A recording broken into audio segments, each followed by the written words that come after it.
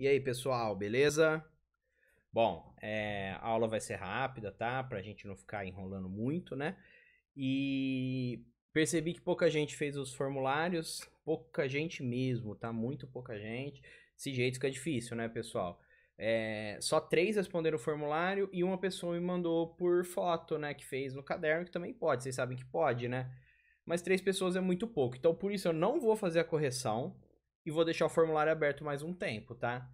Então vocês têm mais um tempo aí pra responder. Pô, teve gente que veio na hora que terminou o segundo bimestre falando assim: ah, professor, eu vou me esforçar mais, vou focar mais, e no fim das contas falou por falar, né? Parece que não tá agindo de acordo com o que me prometeu, né? Então, assim, tá lá aberto, a maioria de vocês tem o acesso, consegue entrar, consegue ver o vídeo. E quem não tem acesso, a gente, né, tem um ok, né? Mas quem tem acesso era pra estar fazendo, aproveitar esse privilégio, né? Bom, vamos dar uma olhada, então vamos começar a nossa aula. A gente finalizou os nossos estudos de fora do Brasil por enquanto, né? Dos conflitos de Primeira Guerra, Segunda Guerra, crise de 29, Revolução Russa. E agora a gente vai voltar não, né? Nós vamos ter a nossa primeira aula aqui sobre o Brasil, porque o que vocês tiveram de Brasil foi antes, foi em sala, né?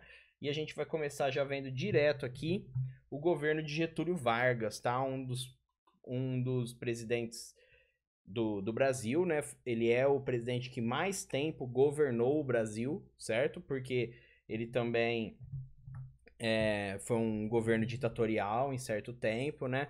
Ele já entra como presidente através de um golpe, né? Então, assim, né? Não tem muita democracia aqui, mas antes também a coisa era meio esquisita também, porque quem eram os presidentes era sempre um paulista, um mineiro, um paulista, um mineiro. Era na República do Café com Leite, que vocês aprenderam antes, segundo me consta, né? Mas nós vamos direto pro Getúlio, porque o Getúlio tem tudo a ver com esse período que a gente está falando antes, de crise de 29, de Revolução Comunista, de Segunda Guerra Mundial.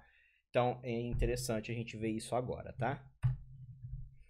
Bom, vamos relembrar, né, que o Brasil, ele passa pelo processo de fundação da República em 1889, né, no fim do século XIX, com a proclamação da República, né, 15 de novembro, que é feriado. Isso vocês já tem que saber de cabeça, né, que o Brasil é uma república desde 1889.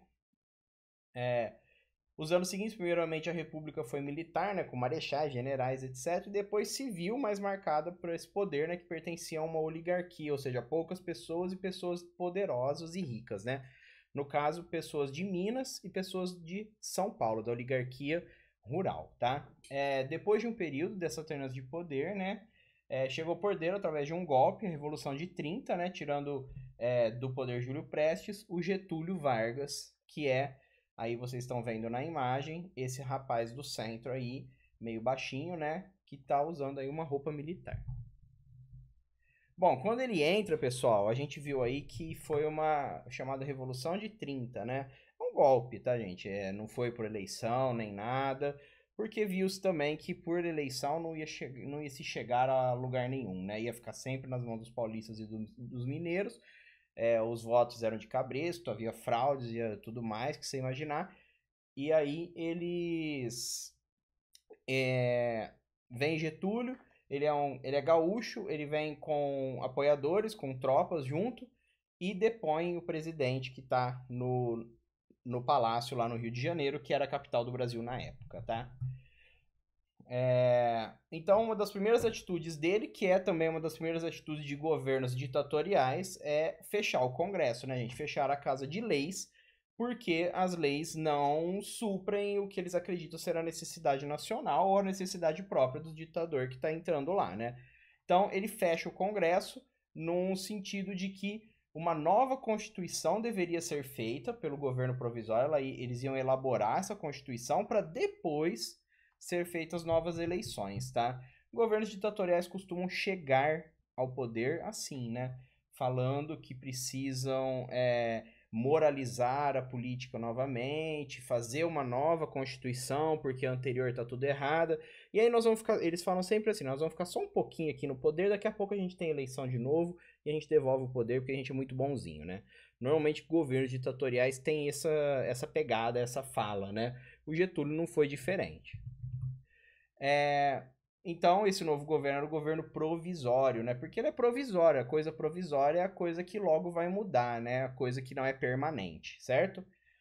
A situação do Brasil era difícil. O país foi duramente atingido pela crise de 29, que foi aquela dos Estados Unidos, a gente viu na aula 5. E os fazendeiros de café entravam em falência, as indústrias e bancos eram fechados, o desemprego estava em alta e faltavam recursos para o governo pagar a dívida externa, tá? É, tentando resolver essa crise, o governo comprava dos fazendeiros boa parte da safra de café e queimava. O que isso significa? Tem menos café no mercado e a procura continua, né? As pessoas ainda querem comprar café. Só que quando tem menos café, o preço sobe. Então só vai comprar quem tem mais grana. Isso faz o quê? O preço subiu e os fazendeiros conseguiam voltar a ter lucro, tá? Isso é lei da oferta e da procura, né? Uma lei normal do comércio, que é praticamente natural ao comércio isso daí, tá? Bom, aí você tem o Getúlio Vargas no centro aí, né? Fumando um charuto, cercado pelo grupo revolucionário de 30, né? Só pra gente dar uma ilustrada, vocês saberem, né? O Getúlio era baixinho e meio careca, aí já tava perdendo os cabelos, né? Bom, o Getúlio, ele entra e ele faz várias reformas sociais, tá? O governo dele, ele vai ter um negócio chamado trabalhismo, ele vai é, incentivar o trabalho, vai falar que o trabalhador deve ser valorizado, tá? Então, tem várias coisas que ele vai implementar e são coisas que acabam sendo de dar direitos ao trabalhador, tá?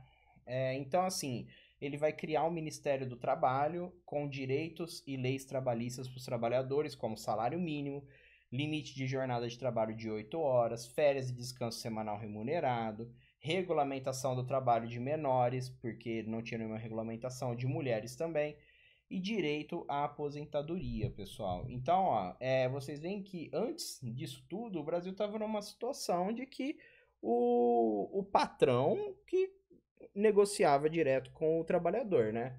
Só que isso normalmente pode levar a alguns problemas, né? O trabalhador normalmente está precisando trabalhar, ele precisa de alguma coisa, né? Então o empregador falava assim: ó, você vai trabalhar aqui 14 horas por dia e eu vou te pagar, sei lá, R$ 50 por mês. O cara que não tem nada e que precisa de alguma coisa, ele vai precisar daquilo, né? Então o governo ele vai entrar com leis, com fiscalização e direitos, e criar um ministério para cuidar dessa situação do trabalho. E aí eles vão. Toda essa situação vai meio que tentar fazer um contrapeso aí nessas distorções que haviam, né? Coisas que já haviam acontecido lá na Europa na época das revoluções industriais, né? No Brasil vem bem depois essas questões, tá? É, o governo ele vai encontrar dificuldades políticas, né, com o surgimento de grupos identitários, o avanço do comunismo, né, porque a Revolução Comunista da União Soviética vai influenciar o resto do mundo, e o movimento integralista, nós vamos ver melhor esse movimento na próxima aula, tá? Que é um movimento de caráter fascista, tá? Copiando as coisas do fascismo do Mussolini que a gente já aprendeu, certo? Ele vai também limitar a atuação dos sindicatos, porque o sindicato ia ter que estar alinhado ao governo dele. Isso é uma coisa que a União Soviética também fez, né? Os sovietes, né? Começaram a se alinhar ao governo e aqui o sindicato só podia atuar alinhado ao governo. Então, antes o sindicato era aliado ao trabalhador, né? Alinhado mais à causa trabalhista, e agora eles vão ter que se alinhar ao governo para não caírem numa situação de ilegalidade, tá? E aí ele vai criar o Código Eleitoral, né? Criando a Justiça Eleitoral, e aí o voto seria secreto e o povo as mulheres poderiam votar, né?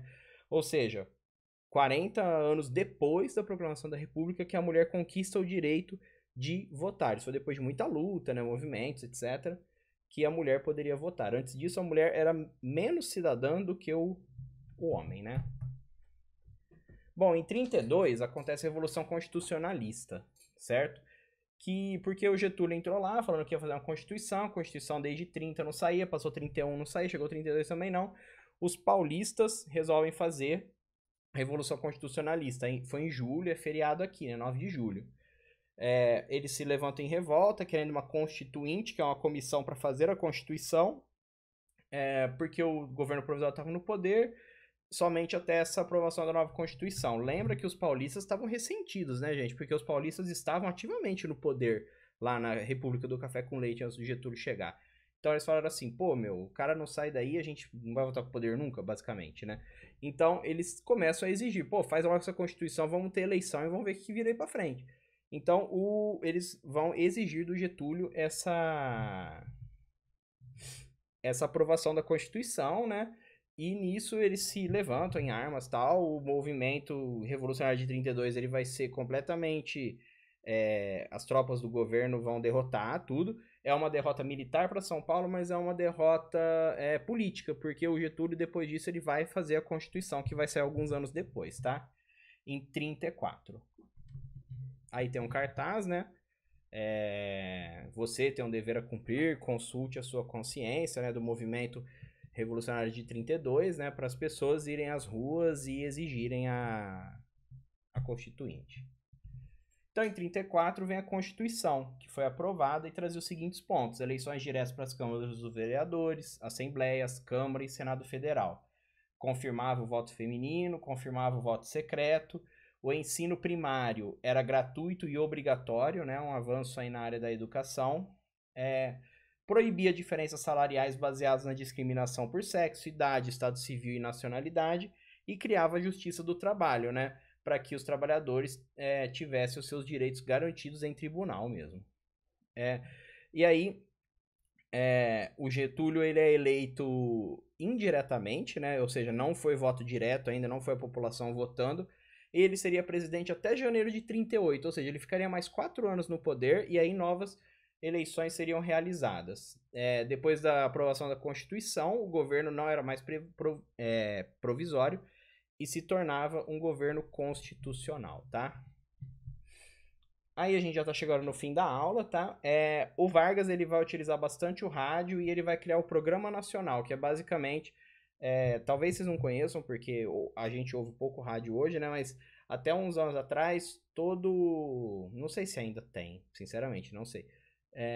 Tem um negócio que chama a Hora do Brasil, né? Ou a Voz do Brasil, né? Que é 1 hora por dia que as rádios param sua programação. Antes era obrigatória e depois de um tempo não foi mais. E aí a rádio divulgava, né, um programa do governo, mesmo falando das ações do governo e etc, né? Isso o Getúlio vai usar como propaganda para ele próprio, né? E aí tem uma foto dele, que ele tá falando na Agência Nacional, né? A rádio e tal. E ele vai utilizar muito. Porque, gente, nessa época o brasileiro não tinha televisão nem nada, mas o rádio ele era muito difundido. As pessoas ouviam rádio, esse era o lazer da pessoa, né? Tinha até novela no rádio. Então, no rádio, ele divulgava tudo que era, obviamente, falando bem do governo dele, né? Um programa de rádio não vai falar mal dele próprio, né? No programa de rádio. Bom, pessoal, nós vamos dar uma olhada aqui nos exercícios da aula agora, tá? Que é o governo provisório de Getúlio Vargas, que a gente acabou de ver. Você vai, obviamente, né, colocar o nome, série e tal, seu e-mail. Por que a primeira etapa do governo de Getúlio Vargas era chamada de provisório, né? Então, por que o primeiro governo dele foi chamado de provisório? 2. O que o governo de Getúlio fez para recuperar a economia dos cafeicultores, ou seja, de quem plantava café, né, de quem era agricultor da área do café, durante a crise econômica? Então, o que o governo dele fez para recuperar a economia deles? 3. Getúlio institui o Ministério do Trabalho e promulga, né, ele faz leis, né, trabalhistas, como instituição de um salário mínimo, limitação da jornada de trabalho para 8 horas diárias e regulamenta férias. Em sua opinião, qual a importância de leis trabalhistas para o trabalhador? Então essa aqui é uma questão que você deve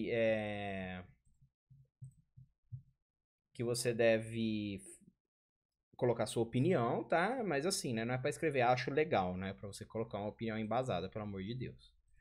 A 4. Qual a importância da Revolução Constitucionalista de 32 para a aprovação de uma Constituição Federal? Então você vai pensar na importância da revolução que teve, né, dos paulistas em 32 para aprovar a Constituição. E a 5. A Constituição de 1934 vai proibir a diferenciação de salários entre homens e mulheres. Há diferenças salariais entre homens e mulheres que exercem o mesmo cargo hoje em dia? Pesquise para elaborar uma resposta sobre isso de pelo menos 30 palavras, dando sua opinião sobre o assunto. Então, essa aqui também não é para escrever sim ou não e falar assim, acho chato, acho legal. Não. Você vai pesquisar sobre o assunto e aí você vai ver, né? Então, por exemplo, será que um homem que é diretor de uma empresa e uma mulher também é diretora de uma empresa, será que há diferença de salário entre eles? A lei não permite, mas será que existe mesmo assim hoje em dia? Né? Então faz uma pesquisa aí sobre diferença de salários entre homens e mulheres, dá uma lida. Eu não quero que você pegue a pesquisa e cola, pega uma página, uma notícia e cola ali. Não, eu quero que você veja e dê a sua opinião sobre isso, tá? E não é fazer uma resposta pequena, 30 palavras. 30 palavras também não é um absurdo de coisa, tá? Tem gente aí que só o nome tem 10 palavras, então vai fazer uma coisa interessante aí, por favor, tá? Bom, então hoje você viu a ascensão do Getúlio Vargas ao poder com o governo provisório, você viu as ações tomadas em relação a direitos sociais, você viu a Revolução de 32 e a pressão para a aprovação da Constituição que ocorreu em 34. Tá? Os exercícios estão na descrição, vocês sabem disso. E é isso aí, galera. Vamos fazer, hein? Pouca gente tá fazendo, tô chateado com isso aí. Beleza? Um abraço para vocês e até a próxima. Falou!